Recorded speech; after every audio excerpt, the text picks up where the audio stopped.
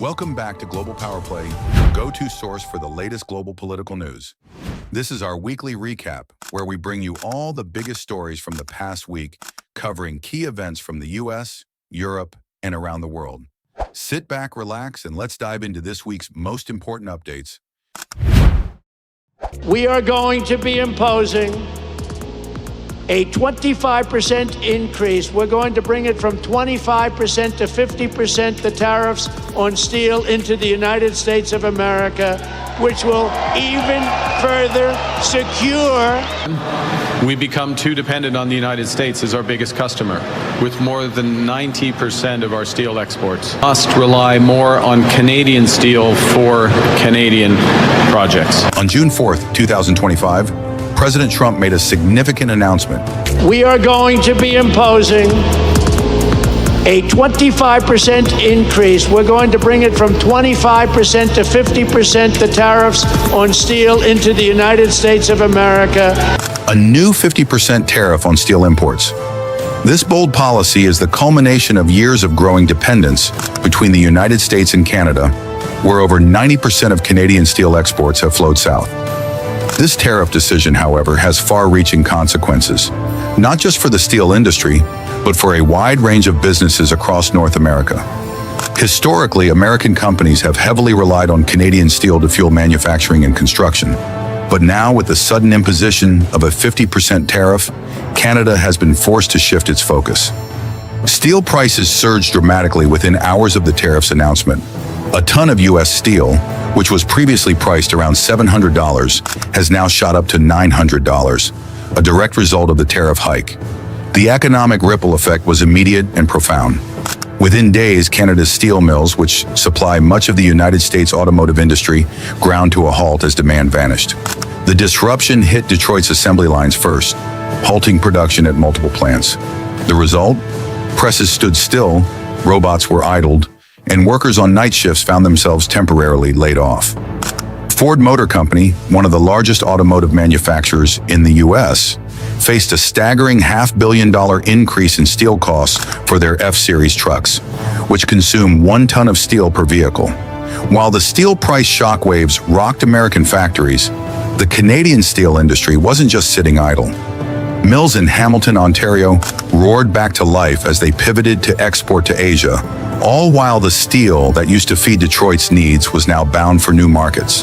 The Canadian government, under the leadership of Prime Minister Mark Carney, quickly branded the tariff as a catastrophic mistake, calling it an own goal that could backfire spectacularly.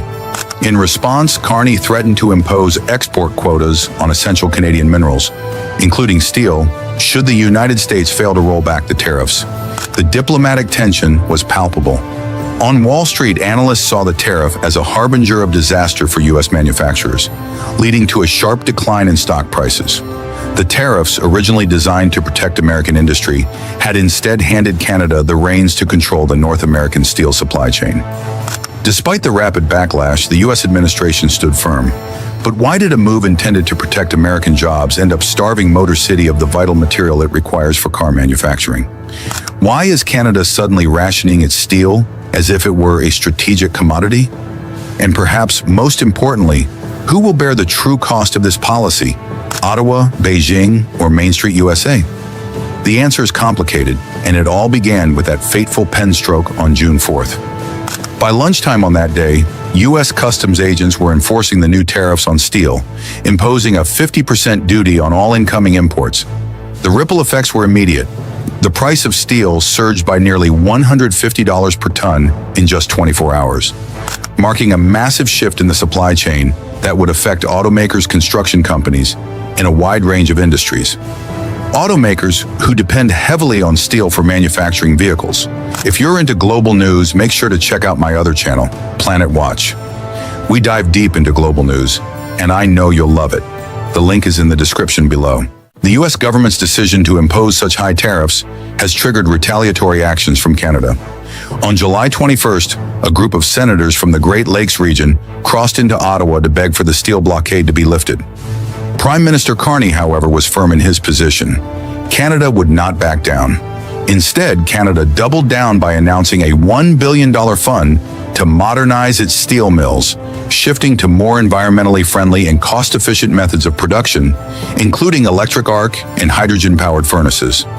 This move was designed to ensure that Canadian steel remains competitive, while also capitalizing on the growing demand for green manufacturing practices in the European market. As Canada began to move forward with its Green Steel initiative, U.S. automakers struggled to secure the steel they needed. Ford, for example, found itself in an increasingly precarious position. The company's River Rouge plant, which relies heavily on Canadian steel, had to idle several production lines, unable to meet the demand for materials. Meanwhile, Canadian mills in Ontario were ramping up production, preparing to ship steel to Europe and Asia, where carbon emissions were set to become a key consideration in future trade deals. By mid-July, Canada's steel mills were already benefiting from a growing market for green steel in Europe, where countries were beginning to implement a Carbon Border Adjustment Mechanism, CBAM. This system would impose a tax on imported steel based on the carbon emissions involved in its production, giving an edge to cleaner, greener steel like that produced in Canada. With Canadian steel powered by renewable hydroelectricity and nuclear energy, Canadian mills were positioned to benefit from this system, while U.S. plants, still heavily reliant on coal, faced higher costs. The issue worsened for American energy contractors. Canada's move to restrict steel exports from non-free trade partners had a direct impact on the U.S. energy sector. Alberta, Saskatchewan, and Ontario signed a new memorandum that required all new pipelines and rail infrastructure to use Canadian-made steel. This ruling effectively shut out American suppliers from bidding on key energy contracts. For U.S. energy companies, this move could mean significantly higher costs for steel, further exacerbating the economic impact of the tariffs. This is where the trade war takes a curious turn. While the U.S. imposed tariffs to protect its industries, the result has been the creation of a new geopolitical playing field. With Europe setting up its own carbon tax system and Canada investing heavily in green manufacturing technologies, U.S. manufacturers are caught between two worlds, paying higher prices for imported steel or investing in outdated coal-powered blast furnaces that face the risk of hefty carbon taxes in Europe. As the world watches, the question now becomes, will Washington dismantle its tariff wall and embrace the shift towards green steel production, or will it continue to fight a losing battle? With Canada leading the charge in the green steel revolution and Europe ready to implement carbon-based tariffs, the pressure is mounting on the U.S. to reconsider its approach to trade policy. The tariff debacle has left American industries with a stark choice: evolve with the changing global landscape or fall further behind. If the U.S. continues to shield its markets with tariffs, it risks pushing its industries into irrelevance, while countries like Canada build their future on cleaner, more efficient manufacturing processes. As the negotiations continue, the outcome remains uncertain. But one thing is clear: the global steel industry is at a crossroads, and the decisions made in Washington, Ottawa, and Brussels over the next few months will shape the future of steel and the global economy for decades to come. Today, we're about to hit the gas on a geopolitical drama that's wrapped in steel and sovereignty. And we're talking $200 billion in gold. Germany and Italy are demanding their precious bullion back from the New York Federal Reserve, sparking a growing geopolitical ripple that comes at a time when tensions are climbing under Trump's trade pressures and tariff rhetoric. This is not just a gold story. It's a matter of trust, power, and global finance. So buckle up as we dive into the developments shaking the foundation of international finance: legacy vaults and rising trust issues. Let's start with the history behind the vaults. Since World War II, Germany and Italy have stored much of their gold in the vaults of the New York Fed, a legacy of the Bretton Woods system and Cold War-era trust in U.S. financial stability. For decades, the safekeeping of their gold was a routine part of financial diplomacy. Germany alone keeps a staggering 3,352 tons of gold in these vaults, while Italy has about 2,452 tons, with 43% of it still held in New York. But here's where things start to shift. With Trump's resurgence and his sharp criticisms of the Federal Reserve's independence, many are now questioning whether the U.S. can still be trusted to safeguard these foreign assets. The Taxpayer Federation in Germany warns that Trump's influence could potentially compromise the safety of foreign gold holdings, a sentiment echoed by CDU's Marcus Ferber, who calls the U.S. a less reliable partner than it once was. The shift in sentiment has escalated from fringe talk, once confined to the Alternative for Germany, AfD, and gold enthusiasts, into mainstream conversations. Public broadcasters ZDF and ARD are now openly questioning why Germany still trusts the U.S. to safeguard its wealth. In response, the Bundesbank, Germany's central bank, maintains that routine audits cover 13% of the U.S.-held gold and assures that they are prepared to pivot if risks escalate. However, global trends point to a decrease in trust for offshore reserves. A full 95% of central banks expect their gold holdings to rise, with 59% planning to keep more gold within their borders, a significant increase from 2024 levels. In short, trust in offshore vaults is eroding. What was once a stable and trusted arrangement is now under scrutiny, particularly as geopolitical tensions rise. Political firestorm in Berlin and Rome. This issue is no longer just a technical or economic concern. Gold repatriation has transformed into a political flashpoint. In Germany, the AfD has long championed gold as a symbol of sovereignty, with leaders like Alice Vital and Peter Berenguer advocating for physical control of the country's bullion, especially during times of international distress. But now, even voices from the left are joining the chorus. BMW's Fabio Di Masi argues that bringing gold back home could serve as a safeguard against growing global instability. Italy is feeling the heat as well. Prime Minister Giorgia Meloni, who once promised to repatriate Italy's gold in 2019, has carefully balanced her nationalist ideals with the realities of U.S. diplomacy since assuming power. Critics like Enrico Grassini warn that keeping 43% of Italy's gold in the U.S. during Trump's presidency is a dangerous gamble. In Germany, mainstream conservatives within the CDU, including Marcus Ferber, are framing gold repatriation as a strategic bargaining chip in trade disputes with the U.S. around critical industries like steel and automobiles. The Taxpayers Association has intensified the issue, pushing for parliamentary debates and central bank hearings.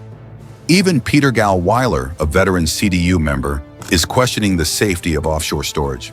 This debate is no longer just economic, it is deeply political, weaving together sovereignty, national security, and trade dynamics in a volatile mix. If you found this video insightful, don't forget to hit that subscribe button. Stay tuned for more updates and content. We've got plenty more coming your way. Moving bullion is no Sunday drive. Repatriating 1,930 tons of gold, valued at $245 billion, isn't a simple task. It's a massive logistical operation. Germany has done it before, moving 674 tons between 2013 and 2017, at a cost of 7 million euros, using NATO's military aircraft under tight coordination. This past mission involved nighttime flights, secure military corridors, and vault-to-vault handoffs. This same playbook would be used again, but on a much larger scale. Germany and Italy are eyeing a grand-scale airlift, with weekly 50-ton shipments alternating between Frankfurt and Rome, all under NATO's supervision. The plan is to fly the gold out of New York over the course of 8 to 10 weeks using IL-76 or C-17 aircraft.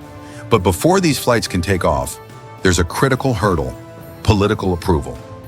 Germany's Bundesbank officials are treading lightly, calling the New York vaults trustworthy, while quietly updating their audit protocols.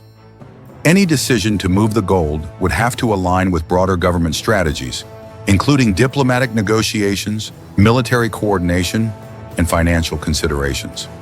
Italy would need to approve the budget for such an operation, and coordination with the military would be essential.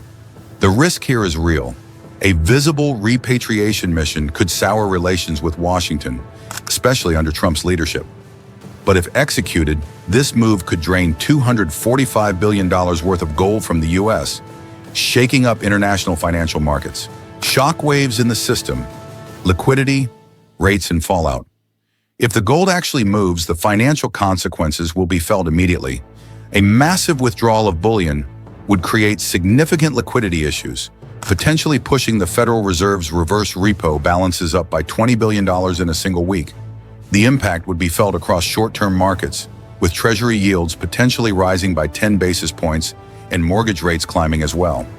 Selling $18 billion in short-dated U.S. Treasury securities to finance the move could cause yields to rise by an additional 5 to 6 basis points, further inflating federal borrowing costs. For U.S. households, a 6.62% mortgage rate could jump by just 0.25%, which means an extra $30 per month on a $350,000 mortgage. This increase would put a strain on both the housing market and in consumer spending, potentially slashing vehicle sales by 500,000 units and risking thousands of auto jobs. Global reserve shift: is the dollar losing its crown? Beyond the immediate impact on U.S. markets, gold repatriation signals a broader shift in global finance. By the end of 2024, gold represented over 20% of global central bank reserves, almost double its share in 2000.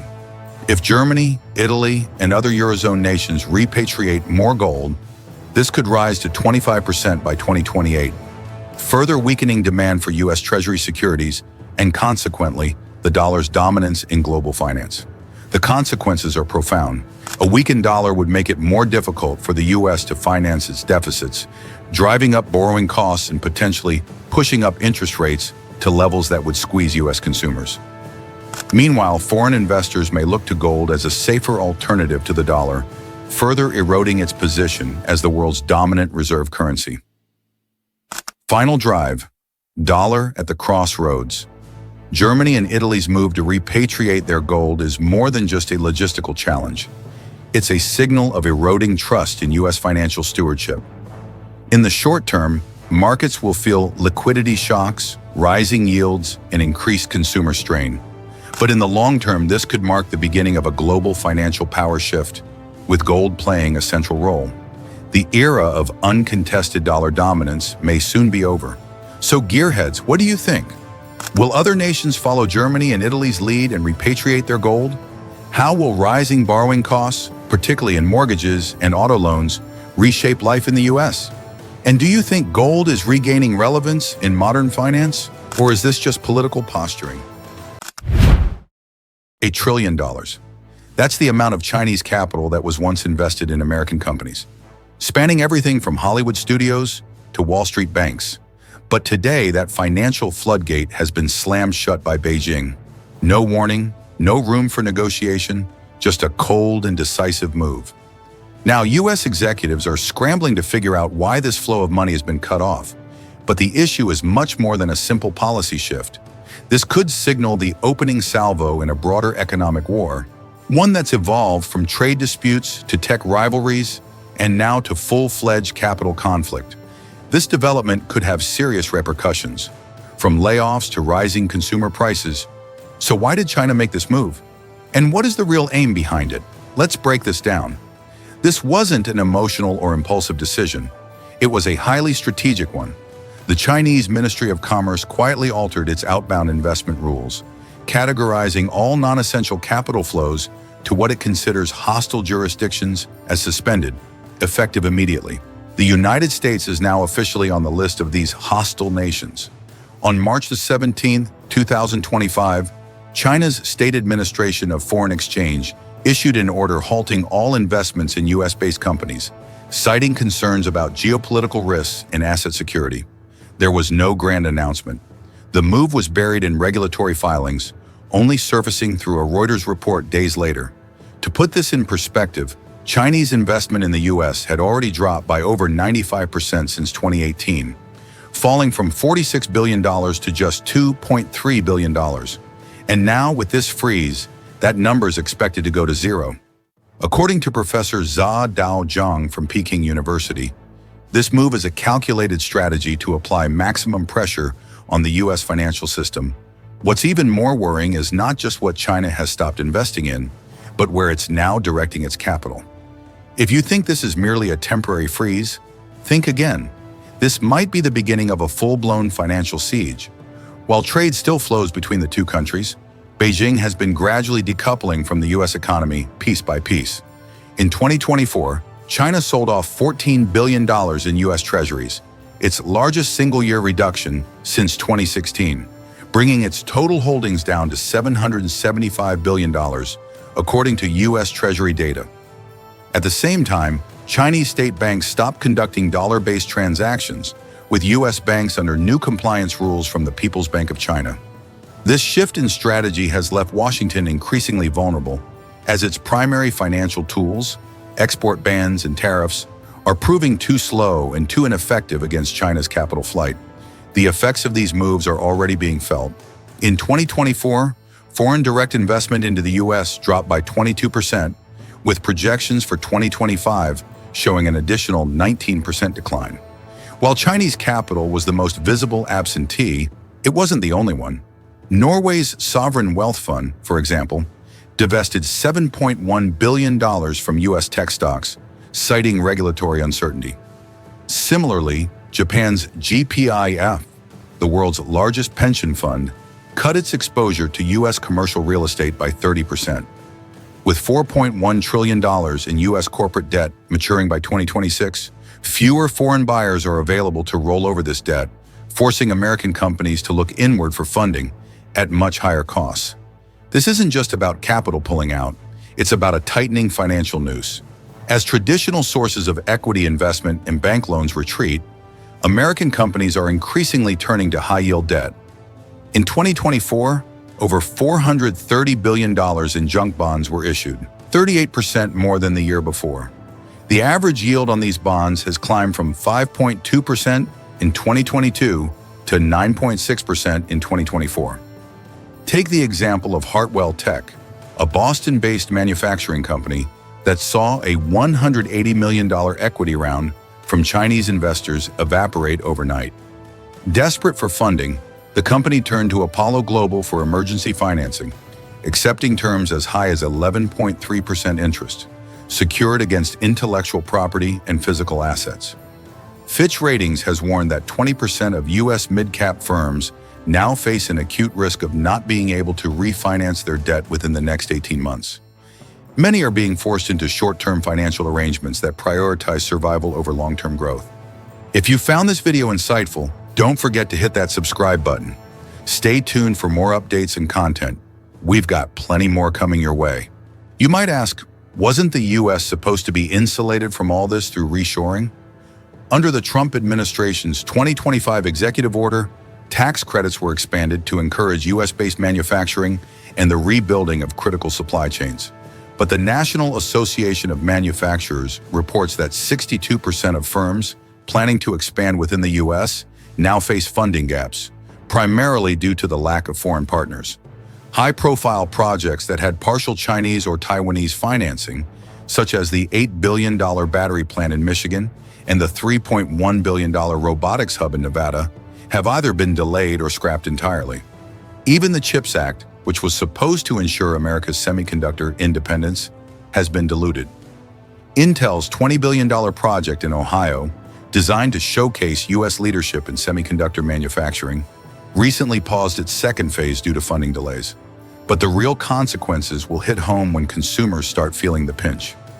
The Trump administration's expanded tariffs now apply to over $500 billion in Chinese goods, with average tariff rates hitting 22%. As a result, the costs of consumer electronics, home appliances, and auto parts have soared. Appliance prices alone rose 16.7% year over year by the first quarter of 2025. Major retailers like Walmart and Target have issued warnings about shrinking profit margins, directly linked to these tariff increases. The National Retail Federation estimates that the average American household will spend an extra $1,950 on goods by the end of the year.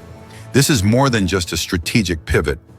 It could be the first phase of an ongoing campaign to redraw the rules of global finance.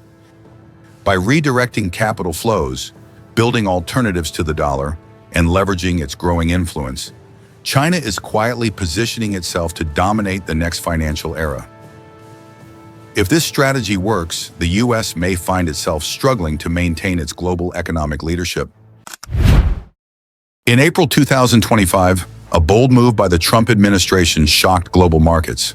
The U.S. imposed a staggering 39% tariff on imports of Swiss gold bars, which was expected to have far-reaching consequences for the global gold market. This tariff wasn't just another trade dispute. It was a high-stakes move that would test the United States' economic influence, Switzerland's gold refining dominance, and the stability of the international financial system. 1. Trump's high-stakes gold tariff play, the U.S. and Switzerland in a dangerous game. In the spring of 2025, the U.S. administration announced its plan to impose a massive 39% tariff on a wide array of Swiss imports, including gold. Initially, gold was thought to be exempt due to its role in U.S. reserve management. However, U.S. trade hawks saw an opportunity to challenge Switzerland's dominance in the global gold refining market. Switzerland refines nearly 70% of the world's gold, a process that is critical for central banks worldwide, including the Federal Reserve, to maintain reserve quality. Switzerland has long been the hub for the global gold trade, with its refineries producing high-purity gold bars that meet the stringent standards for central bank reserves. For decades, these refineries had maintained a symbiotic relationship with the U.S. government, ensuring the Fed's reserves were of the highest quality. However, the tariff announcement in April 2025 set the stage for an economic showdown. By July 31st, tensions had escalated. The U.S. Customs ruling meant that Swiss 1 kilogram and 1 ounce gold bars, the standard used by the COMEX market, would be subject to the new tariffs. In response, the price of gold futures surged to a record $3,534 per ounce, a dramatic reaction that signaled the volatility of the situation. The Swiss president, Karen Keller-Sutter, rushed to Washington in a last-ditch effort to appeal to the U.S. government, but her plea was rejected. It wasn't until President Trump made an unexpected announcement on social media that the tariffs on Swiss gold were scrapped. The market responded quickly, with gold prices retreating to $3,407 per ounce. This sudden reversal of the tariff decision left the markets reeling, but it also had larger implications for global trade, monetary policy, and economic stability. 2. Swiss gold, the unreplaceable engine of the global economy. Swiss gold refining isn't just a matter of historical significance, it's a cornerstone of the global economy. While other countries like Canada and Australia have some refining capabilities, they can't match Switzerland's throughput or consistency. The precision required to produce the highest quality gold bars necessary for central banks is unmatched by any other nation. Japan's refineries, for instance, face domestic demand and logistical challenges that make scaling up to match Swiss standards nearly impossible. Beyond the technicality of refining, Swiss gold holds symbolic importance. In the first quarter of 2025, Switzerland exported a staggering $36 billion in gold, accounting for 2/3 of the country's trade surplus with the U.S. This dominance not only grants Switzerland enormous economic leverage, but also underscores its integral role in the global financial system. Should the tariff continue to be enforced, the disruption in gold supplies would not only affect traders, but also industries ranging from luxury watches to high-tech manufacturing, industries that rely on precision and stability. Hallmarks of the Swiss economy. The ripple effect on the U.S. economy, a paradox for Trump's deficit-cutting agenda. On the surface, a 39% tariff on Swiss gold may seem like a trivial concern when compared to the U.S. trade deficit, which stood at $48 billion in early 2025. However, gold's role in financial markets is far more influential than its raw cost suggests. Gold prices directly influence the Federal Reserve's reserve management, liquidity buffers, bond yields, and even the dollar's strength. A $15 increase in the gold premium can impact bond yields by as much as 20 basis points, strengthening the dollar but also making U.S. exports more expensive. This presents a paradox for Trump's deficit-cutting strategy. The tariff could raise borrowing costs, ultimately undermining the goal of reducing the U.S. trade deficit. In addition to the economic effects, there were political divides. On one side, Utah's mining lobby pushed for stricter origin certification to bolster domestic supply. On the other hand, jewelers in New Jersey and Illinois lobbied for exemptions to mitigate the increased costs. The tariff decision became a political hot potato, and a few swing votes in Congress could tip the balance in favor of either side. The economic implications were already being felt, with banks like UBS warning that higher premiums could strengthen the Swiss franc. while JP Morgan suggested that the Federal Reserve might have to inject up to $75 billion into the repo market to stabilize the economy. This costly intervention would counteract the president's broader fiscal goals. Fourth, Switzerland's leverage, a tactical counterpunch. Switzerland, though, wasn't just waiting for the storm to pass. Swiss officials were already plotting their countermeasures. By connecting the gold tariff dispute to its broader range of high-value exports, such as pharmaceuticals, luxury watches, and precision instruments, Switzerland turned the gold dispute into a multi-front negotiation. Swiss negotiators hinted that any relief on the gold tariff could be tied to easing pharmaceutical quotas or reducing duties on industrial components. However, there was one issue that Switzerland was unwilling to compromise on: banking secrecy. Swiss banking laws, enshrined in constitutional law and supported by strong public opinion, are fiercely protected, even at the cost of major concessions. 5. The endgame, a deal or deadlock. Both Washington and Bern, the capital of Switzerland, knew that dragging out this standoff could have devastating consequences for their respective economies. The U.S. could face higher gold premiums, escalating borrowing costs, and a loss of credibility in its reserves. Meanwhile, Switzerland stood to lose a significant portion of its revenue and would have to reconsider its export model if it lost access to the U.S. market. A potential compromise was on the table. Switzerland could agree to partial transparency in exchange for tariff relief. This would involve Switzerland offering limited access to financial data in exchange for reduced tariffs.